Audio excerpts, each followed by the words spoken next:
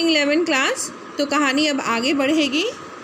Torch बेचने वाला कहानी में अब आप देख रहे हैं कि 5 वर्ष के पहले की घटना बता रहे थे। वो टॉर्च बेचने वाले जो युवक थे वो लेखक को 5 वर्ष पहले की घटना बता रहे थे कि मैं और मेरे दोस्त ने यह फ़ैसला किया था कि 5 साल तक हम अपनी किस्मत को आजमाएंगे और 5 साल के बाद हम इसी जगह में आके फिर से मिलेंगे। परंतु हम एक दूसरे से नहीं मिले क्योंकि मेरा दोस्त मुझसे मिलने नहीं आया। तो मेरा दोस्त जब मुझसे मिलने नहीं आया तो मैंने सोचा कहीं मेरे दोस्त को कुछ हो तो नहीं गया, इसलिए मैं उसे ढूंढने निकल पड़ा। और जब मैं उसे ढूंढने निकल पड़ा तो मैंने देखा सड़क के किनारे एक मैदान पर एक भव्य पुरुष मंच पे बैठकर कोई भाषण दे रहा और लोग उसे बड़ी श्रद्धा से सुन रहे। तो मैं भी भीड़ के कोने में जाकर बैठ गया। मैं तो अपने दोस्त को ढूंढने निकला था, परंतु ये मंच लगा हुआ था, ये भव्य पुरुष कोई भाषण दे रहा था, बड़ा संत और सन्यासी लग रहा था।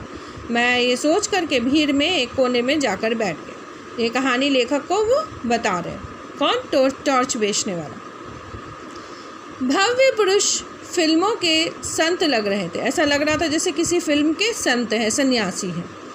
उन्होंने गुरु गंभीर वाणी में प्रवचन शुरू किया। जैसे गुरु और ये होते हैं ना संत और साधु, बड़े गंभीर वाणी में प्रवचन देते हैं, तो उसी प्रकार से उसने भी प्रवचन शुरू किया। वे इस तरह से बोल रहे थे जैसे आकाश के किसी कोने से कोई रहस्यमय संदेश उनके कानों में सुनाई पड़ रहा है जिसे वे भाषण दे रहे हैं। तो कहने का जो तरीका था उनका ऐसा लग रहा था कि जैसे उनको कोई आकाशवाणी हो रही और वो बड़े गंभीर ढंग से हमें उस आकाशवाणी को सुना रहे हैं। तो अब वो क्या कह रहे थे? अब टॉर्च बेचने वाला जो युवक है वो बता रहा है कि वो सन्यासी जो है वो क्या कह रहे थे। मैं वहाँ भीड़ में बैठकर सुन रहा था। वे कह रहे थे, मैं आज मनुष्य को एक घने अंधकार में देख रहा हूँ। उसके भीतर कुछ बुझ गया है। वह युग ही अंधकार में है या युग ही अंधकार में। तो वो लोगों को कह रहे थे कि मैं आज अपने इस दुनिया में, इस युग में देख रहा हूँ कि मनुष्य जो है वो बड़े अंधकार में फंस गया। मनुष्य अंधकार में रह रहा है, उसके मन में अंधेरा छा गया। ये युग अंधेरा वाला हो गया, मतलब अंधकार में हो गया है। यह सर्वग्राही अंधकार संपूर्ण विश्व को अपने उदर में छिपाए है। फिर वह कहता है कि ये जो अंधेरा है ये सभी को निगलने वाला अंधेरा है। ये पूरे विश्व को, पूरी दुनिया को अपने पेट में, अंधकार अपने पेट में इस दुनिया को छिपा कर रखे हुए हैं। ठीक है, आज मनुष्य इस अंधकार से घबरा उठा है। आज मनुष्य जो है वो इस अंधेरे में फंस गया है और इससे घबरा उठा है। वो तरह तरह के कष्ट में फंस गया है। वह पथ भ्रष्ट हो गया है, उसे रास्ता नहीं मिल रहा, वो रास्ते से भटक गया है। आज आत्मा भी अंधकार में है। जो मनुष्य की आत्मा है वो भी अंधकार में है। अंतर की आँखें ज्योतिहीन हो गई हैं। तो उसकी मन की आँख जो है मनुष्य की वो अंधी हो गई, उसमें रोशनी भी नहीं है, वो अंधकार में फंस गई है।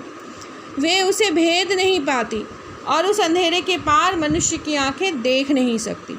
मानव आत्मा अंधकार में घुटती है। मैं देख रहा हूँ मनुष्य की आत्मा भय और पीड़ा से त्रस्त है। तो फिर वो कहता है संत की मनुष्य की आत्मा है वो अंधकार में फंस गई है, घुट रही है उसके अंदर।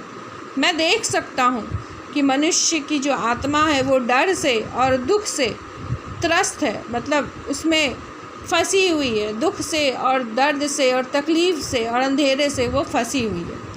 इस तरह वे बोलते गए और लोग स्तब्ध सुनते गए। वो टॉर्च बेचने वाला लेखक से कहता है कि वो सन्यासी इस तरह की बातें बोल रहा था और लोग उसे बड़े ध्यान से सुन रहे थे। मुझे हंसी छूट रही थी। 1-2 बार दबाते दबाते भी हंसी फूट गई और पास के श्रोताओं ने मुझे डांटा। तो मुझे तो हंसी आ गई उसकी बात सुन करके, और पास के जो मतलब सुनने वाले लोग थे वो मुझे डांटने लगे कि तुम क्यों हंस रहे हो, चुपचाप से ये भाषण सुनो। भव्य पुरुष प्रवचन के अंत पर पहुंचते हुए कहने लगे, भाइयों और बहनों, डरो मत। जहाँ अंधकार है वहाँ वहीं प्रकाश है। अंधकार में प्रकाश की किरण है। जैसे प्रकाश में अंधकार की किंचित कलिमा है, प्रकाश भी है। तो भव्य पुरुष अपने भाषण को समाप्त करते हुए लोगों से कहने लगे कि डरो मत भाइयों, अंधेरा तो है ही परंतु रोशनी भी है। जिस तरह से लोग अंधेरे से घबरा रहे हैं, वो रोशनी को नहीं देख पा रहे हैं, परंतु मैं देख रहा हूँ।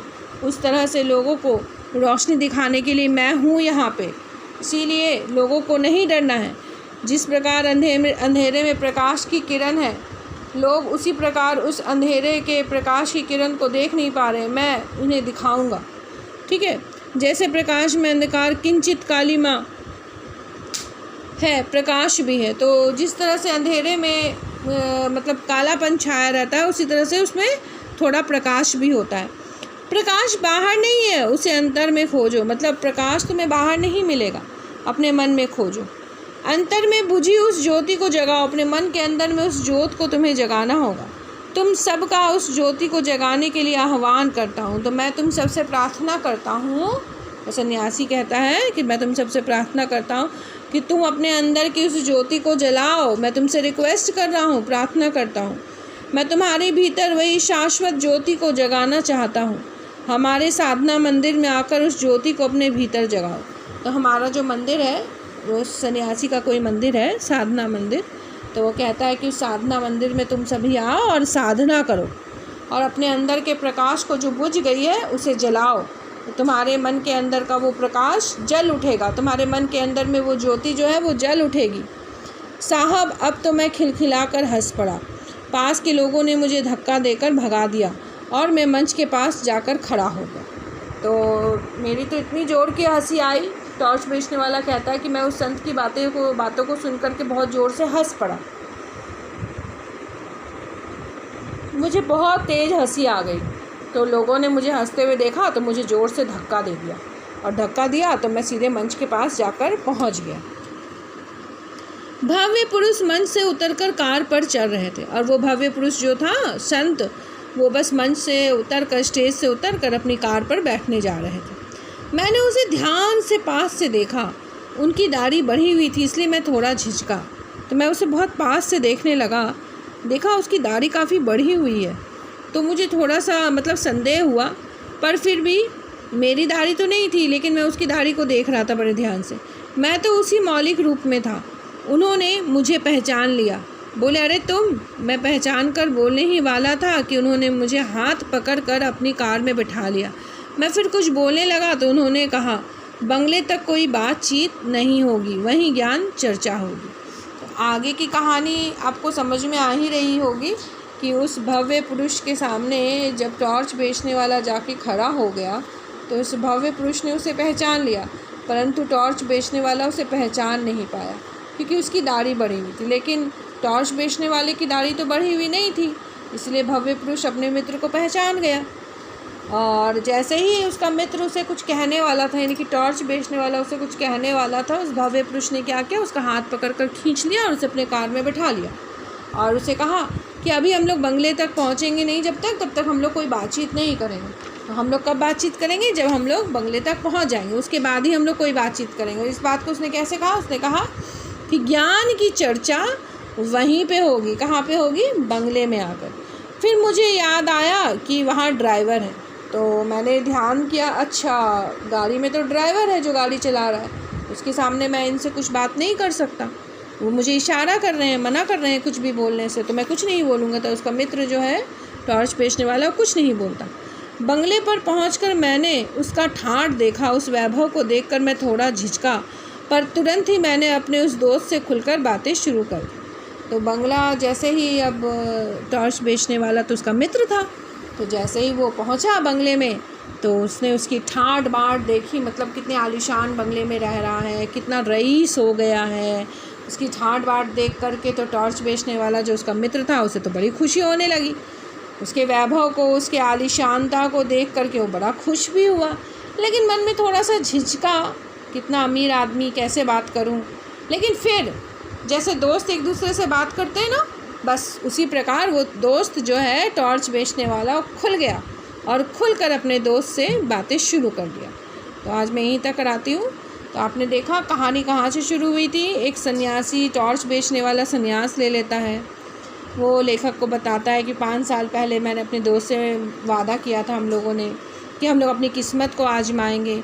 हम लोग दोनों अलग अलग हो गए। उसके बाद 5 साल के बाद वो दोस्त मुझसे मिलने नहीं आया। मैं उसे ढूंढने लगा तो मेरी मुलाकात एक संत से हुई।